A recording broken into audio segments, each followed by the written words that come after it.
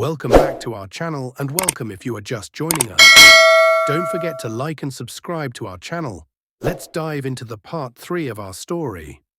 The Lagos skyline glittered like a field of diamonds as dusk fell over the city. From the penthouse of Maxwell Holdings Tower, Chief Maxwell stared out through the glass walls, his reflection blending with the glowing city lights below. It had been 10 years since the hotel scandal that almost destroyed him. 10 years since Sandra. 10 years since Collins, his former deputy, was arrested for betrayal. Life had finally become peaceful, or so he thought.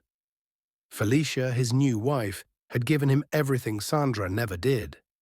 Respect, warmth, and laughter. Their twin daughters were already in secondary school, and his empire had expanded beyond Nigeria into Ghana, Kenya, and London. But that night something felt wrong. The call came at 8:17 p.m., a private number. Chief hesitated, then answered. A cold male voice spoke. "Good evening, Chief Maxwell, or should I say, Daddy?" Chief frowned. "Who is this?" The voice chuckled. "It's me, sir. Someone you forgot." Static filled the line. Then the caller whispered again. "Someone Sandra left behind." The line went dead. Chief froze. Sandra. His heart skipped. He hadn't heard that name in years. She had vanished after the divorce. Rumors said she fled abroad. He immediately called his head of security. "Trace this number, now." "Yes, sir." Chief dropped the phone on the table, his pulse racing. Could it be a prank or something deeper? He poured himself a glass of water, but his hand trembled, because deep inside, something told him this was not a prank. The next morning, Chief arrived at the office early. His personal assistant, Adeze, followed him with files. "Sir, you have a meeting with the Ghana partners at 10. He cut her off. "Adeze, any report from the security team about that number?" She blinked. "Yes, sir. They traced it to a small community in Abuja. But the phone was turned off minutes after the call." Chief sighed. "Keep monitoring. I want updates every hour." "Yes, sir." He tried to focus on work, but the voice from last night echoed in his mind. Someone Sandra left behind. Could she have had a child before leaving? No. Impossible. They had no children together. She couldn't have. He shook his head, pushing away the thought, but the unease refused to leave. That afternoon, the receptionist buzzed his office. "Sir, there's a young man here asking to see you." "He says it's important." Chief frowned. "Name?" "He said his name is Collins Jr." Chief froze. "Did you say Collins?" "Yes, sir." "Send him in."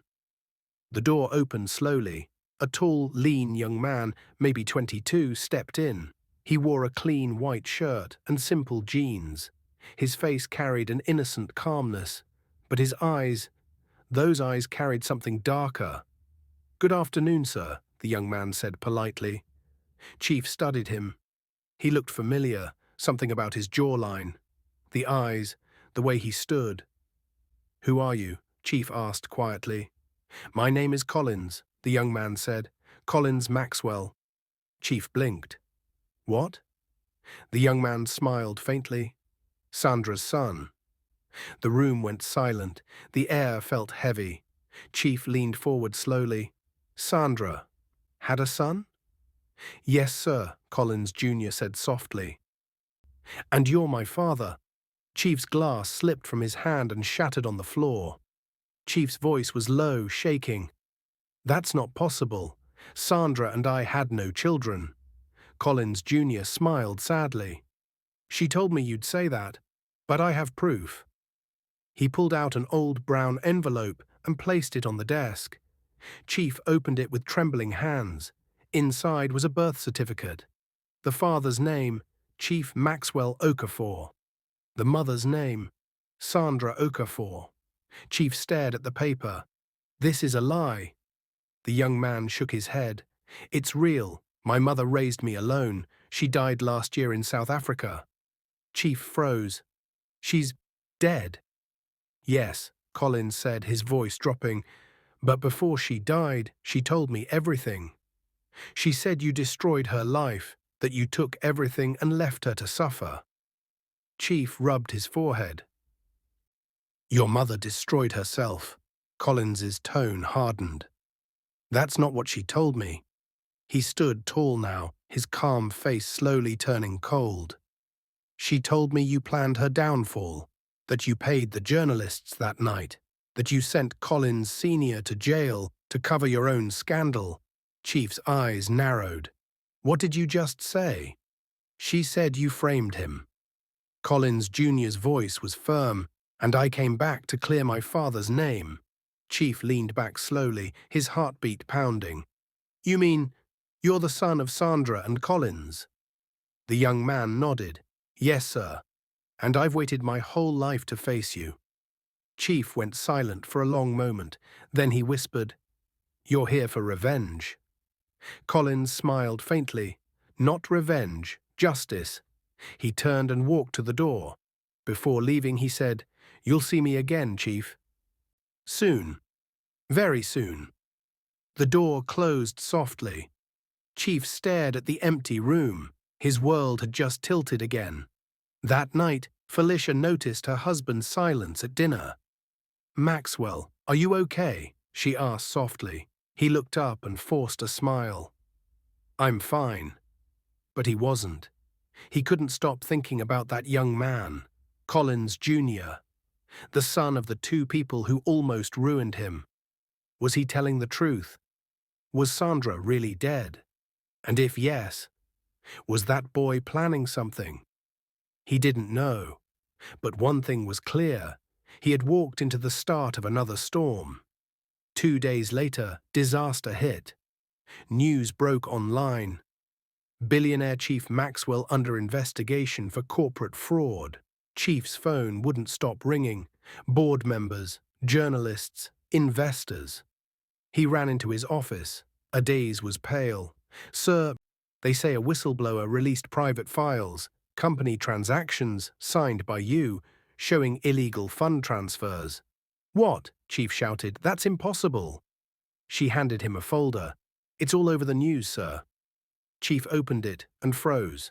Documents forged with his signature, accounts he never opened. Millions supposedly transferred to ghost companies. This is fake, he whispered. Adaze's voice trembled. Sir, the files came from your own server. Chief's mind went blank. How could someone have hacked the company's internal network? Unless... He turned sharply. Where is the new IT consultant I hired last month? Adaze swallowed. Sir, his name is Collins Jr. Chief's blood ran cold. He stood still for a full 10 seconds. Everything suddenly made sense. The boy didn't just come for a meeting. He came prepared. He came for war. He was already inside the company. Chief's hands clenched into fists. Call security. Find him. Now.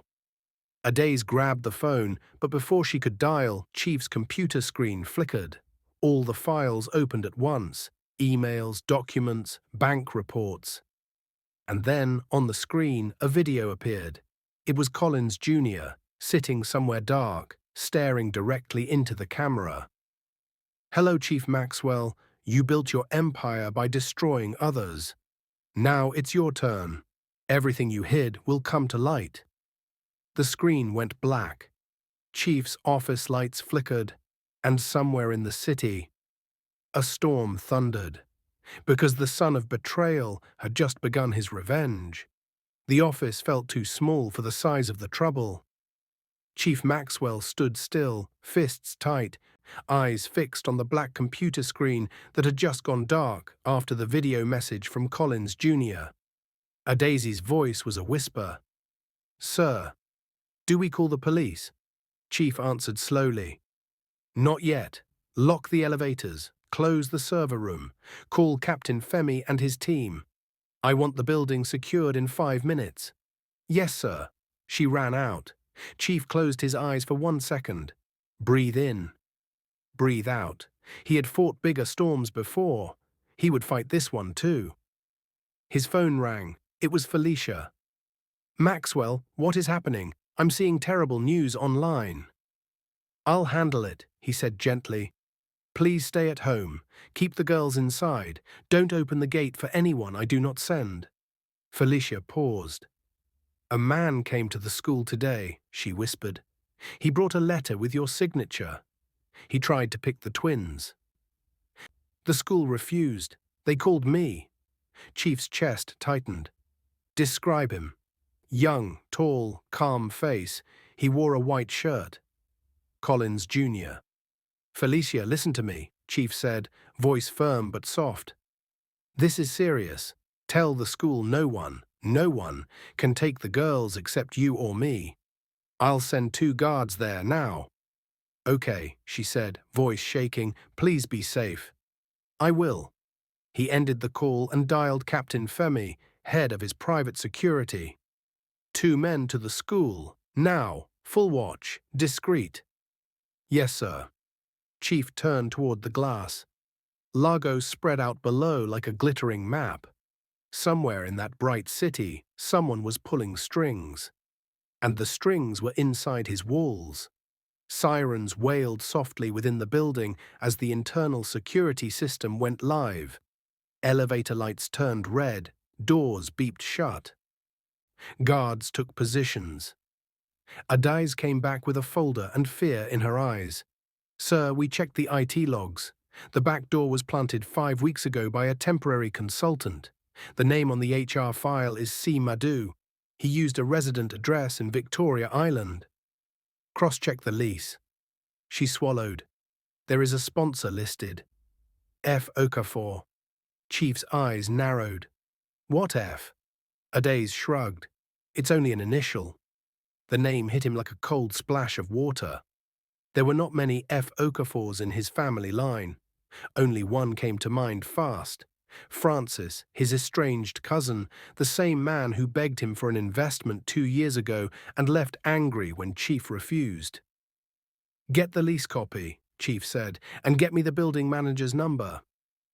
"Yes, sir." Before she reached the door, the intercom buzzed. "Boardroom emergency." The chairman wanted him, now. "Prepare the Ghana, Kenya, and London regional heads on a video bridge," Chief said. "If there is a coup, I want every ear in the room." Adais nodded and ran. Chief straightened his jacket and walked to the boardroom. The boardroom was already hot with whispers. Screens on the wall showed worried faces of remote directors. On the table, printed pages of leaked transactions lay like weapons. Mr. Ocon, the board chair, cleared his throat. "Chief, we have a crisis. The news says unauthorized transfers were made from our accounts. They have documents with your signature." Chief sat. "They are forged." The chair tapped a file. "They came from our servers." "Planted," Chief replied. Another director, Mrs. Bisi, CFO, spoke slowly, carefully. "Chief, investors are calling. Banks are asking questions. We must show control." "We will," Chief said. "But first, you all must know there is a person behind this. Someone using my former life against me. He is Sandra's son. He is inside the system." The room stirred. Some gasped. Some whispered. "He tried to pick my daughters from school today with a fake letter," Chief added. "This is not just business. It is personal." Silence. Then the chair said it. "To protect the company, one option is a temporary step down until we audit." "No," Chief said softly. "If I step down now, you hand the company to the man attacking me. We don't reward blackmail." Mrs. Bissy folded her hands. "Chief, nobody said blackmail." "You don't need to," Chief replied. "The pattern says it." A junior board member raised a hand.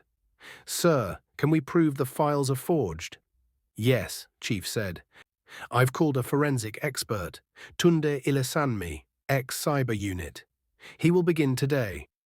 The chair nodded, but his eyes were heavy. Do it fast. The door opened. A daisy slipped in and moved to Chief's side. She placed a sealed envelope near his elbow and whispered, "Security pulled a 2:13 a.m. camera clip from last night. This is the still photo." Chief opened it. His stomach dropped.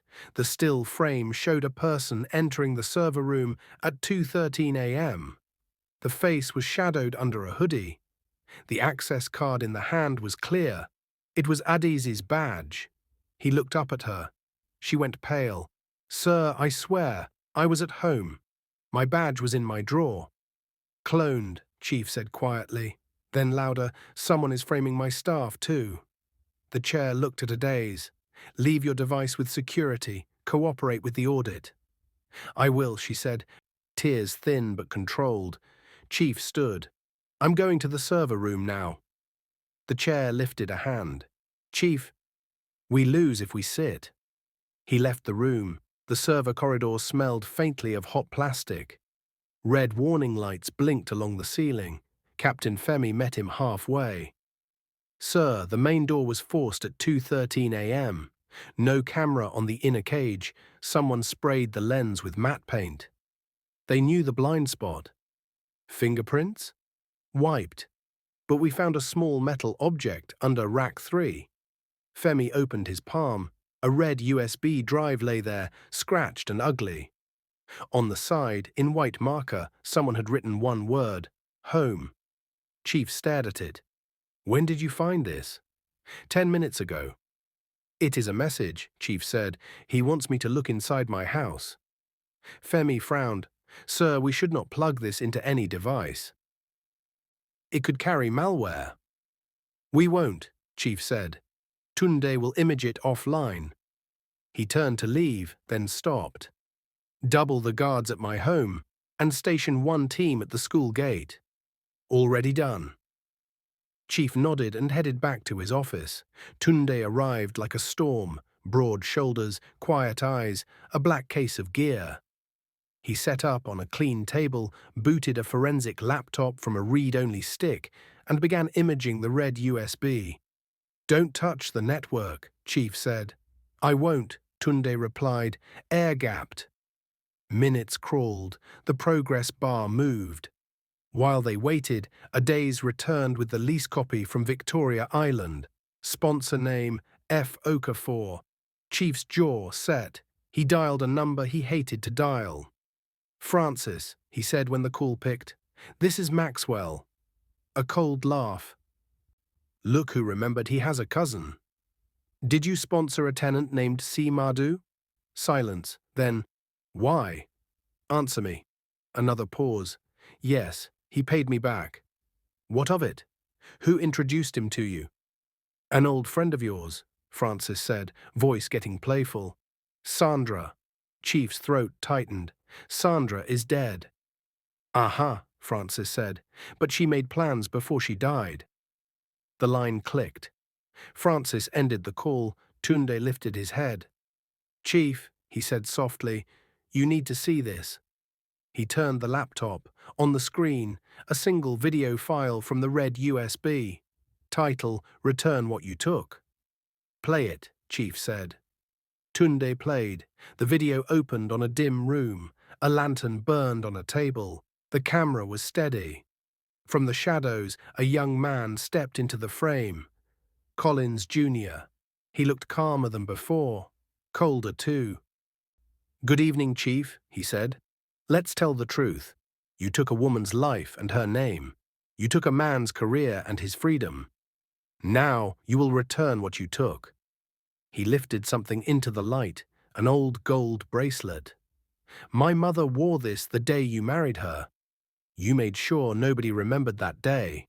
Chief felt heat rise to his face. "We never had a court wedding," he whispered. Tunde glanced at him. "He's baiting you." On the video, Collins leaned closer to the camera. "Come and talk to me, Chief.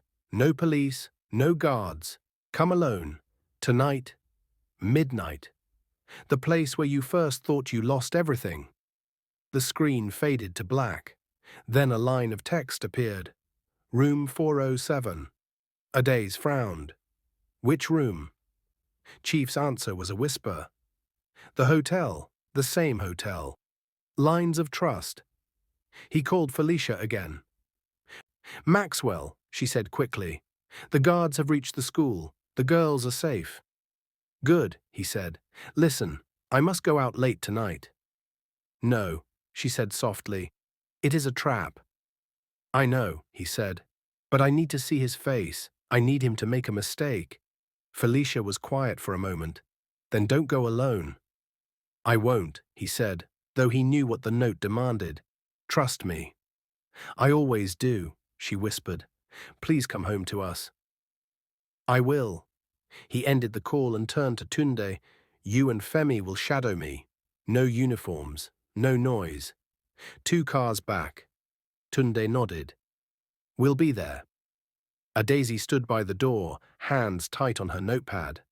Sir, if this was me, I would not meet him at the old hotel. He wants the same shame. He wants the same pain. Chief gave a small, tired smile. Then I will carry my own light into his darkness. At 10:03 p.m., another alert hit. This time, not from the company. From home, the smart gate system at his house logged a short power dip. A forced reboot attempt. The kind you see when someone tries to wire into the control box. Femi called at once. Sir, we caught a boy filming the back fence. He ran, left a scooter. No ID.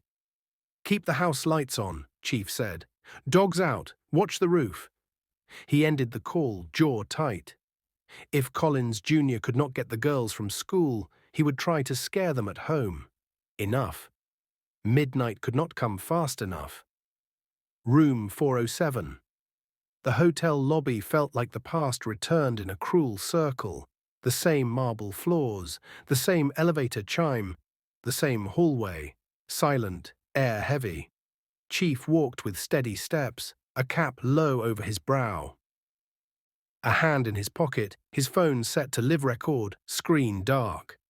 2 floors below, Tunde and Femi waited, listening on an earpiece. Room numbers passed like heartbeats. Chief stopped at 407. He knocked once. The door clicked open. He stepped inside. The curtains were drawn.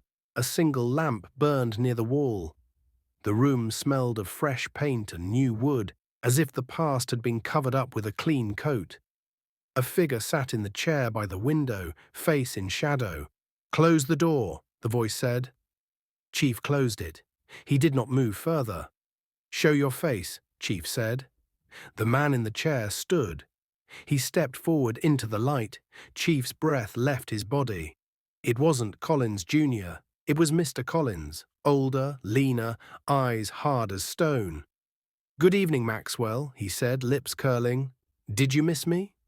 Chief stared, stunned. You were jailed. Collins smiled slowly. Not long enough. Before Chief could speak again, a second voice came from behind the bathroom door. You took my life, Chief, the voice said. Young, steady, cold. The door opened. Collins Jr. stepped out, a phone in his hand, live stream already counting viewers. He lifted the camera toward Chief's face. Tonight, he said, the truth finally comes out. Chief's earpiece crackled as Tunde whispered, Sir, we have movement on the west stairwell. Multiple footsteps. At the same time, the door lock beeped from the outside. Someone slid a keycard in. The handle began to turn. The moment the video disappeared from Chief Maxwell's computer screen, a cold, heavy silence filled the office. Even the air conditioner hummed differently, as if the whole building sensed danger. Adaze stood frozen beside him. The lights flickered again. Chief Maxwell inhaled slowly, forcing his heartbeat to calm. This was not just an attack. This was a declaration of war.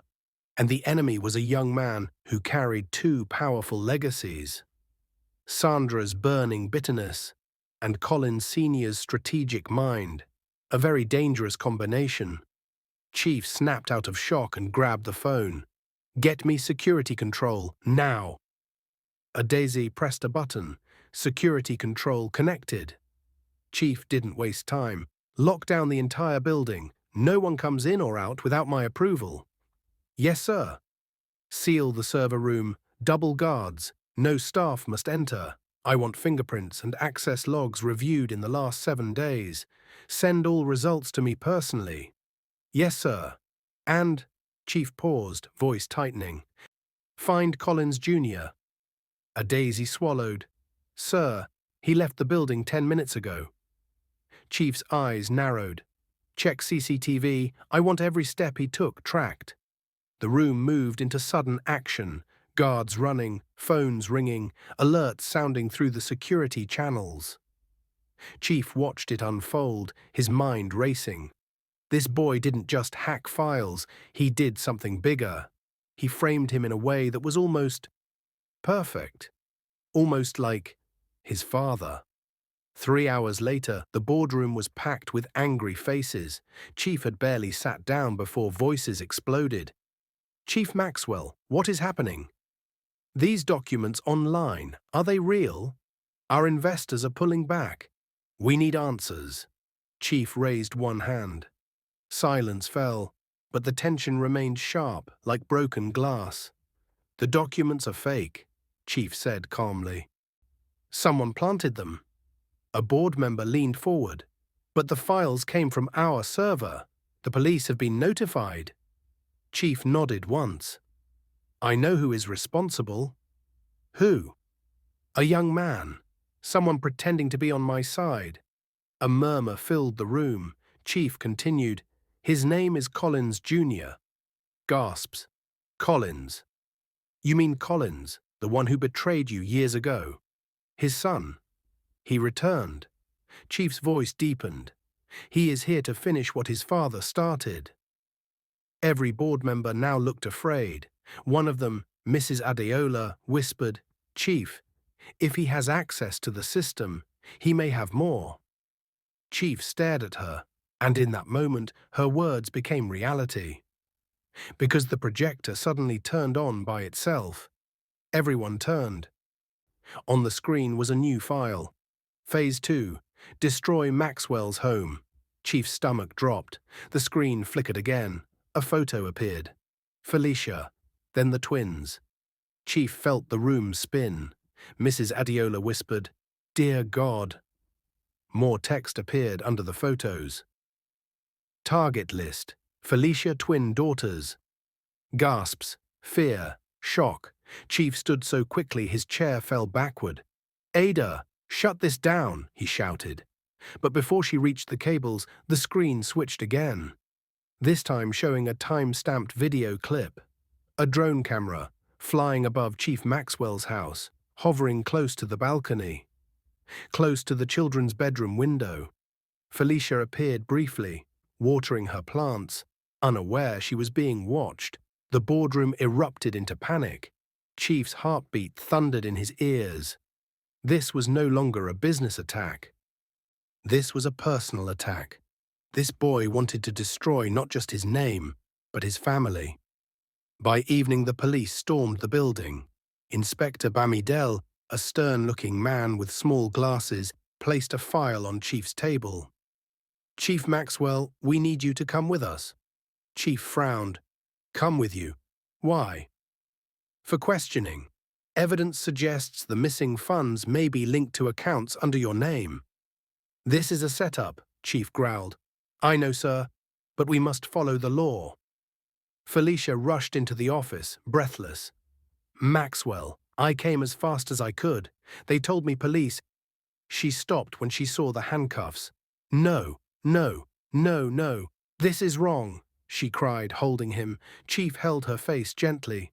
Felicia, calm down. I won't calm down. You didn't do anything. Inspector Bamidel stepped forward. Ma'am, we only need him for questioning. He is not under arrest. Felicia held Chief tightly. Maxwell, we must call a lawyer. I already did, he whispered. Don't worry. But he was worried, not for himself, for the twins, for Felicia, for the drone footage. Someone was watching them. Someone who came from a dark past, someone who grew up hearing lies, someone with two motives, justice, and revenge. Collins Jr., the police interrogation room smelled of old papers and stress. Inspector Bamidel placed several documents on the table. Chief Maxwell, do these signatures belong to you? Chief didn't look at them twice. No. The inspector studied him. Chief, these files look real. They have your stamp. You think I stamped them myself? Chief snapped. The inspector sighed. Sir, I know your history with Collins Sr. Many people know the story. This has nothing to do with Collins Sr., Chief said sharply. This is his son. Inspector Bamidel raised an eyebrow. His son. Yes, Chief said. He calls himself Collins Maxwell. The inspector tapped his pen against the table. Sir, we searched the database. No one by that name exists in the country. Chief blinked. What? There is no record of Sandra's son. No record of Collins Sr.'s son. No Collins Maxwell. No Collins Jr. Chief slowly leaned forward. Inspector, are you saying he doesn't exist? I am saying, Bamidel lowered his voice, that this man was trained to hide. Chief's stomach tightened. Trained by who? By Collins Sr., the inspector whispered, before he died in prison. Chief froze. What? Inspector Bamidel continued quietly. Collins Sr. was not just a businessman. He had military training before he joined the corporate world. He trained someone secretly for years. The inspector leaned closer. That someone is the young man haunting you now. Chief's hands clenched. His mind replayed the meeting with Collins Jr., the confidence in his eyes, the calm tone, the strategic moves. He wasn't just a son. He was a weapon. Suddenly, the lights in the police station flickered, then turned red. An alarm sounded. Officer voices filled the hall. Breach in the server room. All systems compromised. The hacker is inside the network. Chief stood instantly. Inspector Bamidel ran to the wall phone. Lock the building. But it was too late. Every computer screen in the station flashed. Hello, Daddy. Chief's heart dropped. Photos began appearing on the screens. Pictures of the twins at school, Felicia in the supermarket, Chief in his office. Every movement tracked, every second monitored. Then a final message flashed. Round 2 begins, tonight. The room shook with panic. Chief whispered, Oh God, he's coming for my family. 10 minutes later, Chief rushed out of the police station with Inspector Bamidel. His driver ran forward. Sir, bad news, your house called. Chief's chest tightened. What happened? The driver swallowed. Sir, the twins are missing. Chief froze. What? The driver trembled. They were taken from school. Chief felt the ground vanish under his feet. No breath, no heartbeat, no voice. Just one final message on his phone. A text from an unknown number. Let's see how it feels to lose everything. Collins Jr. Chief dropped the phone and staggered backward. The nightmare had begun. For the first time in many years, Chief Maxwell felt the same cold fear he felt the night he caught Sandra in the hotel room. His office was quiet, too quiet, even though alarms had started to beep softly, warning that something dangerous had entered the building. It wasn't a person, it was a virus, a digital one, a silent enemy hidden in the walls of his company, Collins Jr., the child of the 2 people who had once betrayed him, the boy who now carried their pain like a weapon. Chief Maxwell turned slowly toward Adaez, who stood trembling near his desk. Where is he? Chief demanded. Adaezi shook her head. Sir, we checked the IT floor. His desk is empty, his laptop is gone, his access card is missing. Chief's chest tightened, but his voice remained calm. Lock the building. Yes, sir. Adaze pressed the emergency security button. Instantly, the entire building sealed itself. Gates locked. Elevators stopped. Doors clicked shut. Nobody could enter. Nobody could leave. But it was too late. Everything had already begun. Chief Maxwell stared at his computer screen again. One by one, files disappeared. Folders vanished. Financial records melted away like ice under the sun. Within minutes, half the company's digital system had been wiped. Adaze grabbed her head. "Sir, this is a level 5 breach. If this continues, we'll lose 10 years of data." Chief clenched his fists. "No, I won't let that boy burn down what I built." He turned to the emergency line. "Get me the cyber response team, now." "Yes, sir." As she ran to the adjacent room, Chief leaned back in his chair, breathing heavily. How did it come to this? All he wanted was peace, a family, a legacy. But the past had returned, wearing the face of a son who wasn't his.